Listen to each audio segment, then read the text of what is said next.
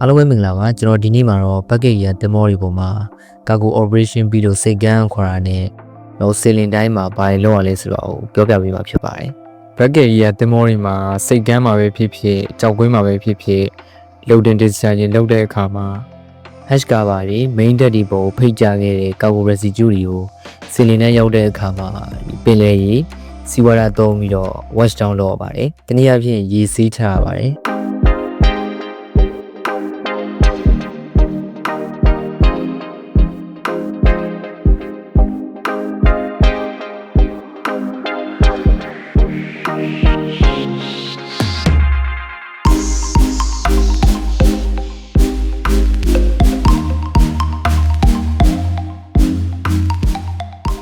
အဲ့လိုရေဆေးချမှာပဲ main deck ပေါ်မှာရှိနေတဲ့ကာကိုအကျွင်းကြံတွေအမိုက်တွေရှင်းသွားမယ်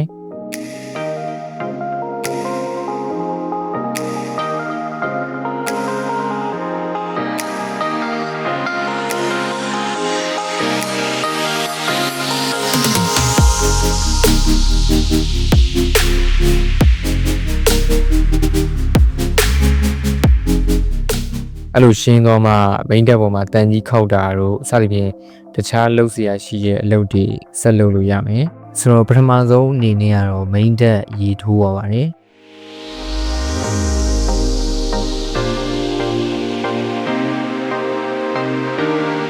ဒီဗီဒီယိုကတော့ကျွန်တော်တင်မောပေါ်မရောက်ခင်အချိန်တုန်းကတင်မောပေါ်မှာဘာတွေလုပ်ရလဲဆိုတာကိုကျွန်တော်လိုပဲသိကျင်ကြမယ်ဒီကိုတွေအတွက်လုပ်ထားတဲ့ဗီဒီယိုအတူလေးပါတီဗီသားသူတွေအတွက်ကတော့ entertainment တစ်ခုအနေနဲ့ပဲရည်ရွယ်ပါတယ်ပြီးတော့ကျွန်တော်ရဲ့ YouTube channel ကိုလည်း subscribe မလုပ်ရသေးရင်လုပ်သွားပေးပါဦး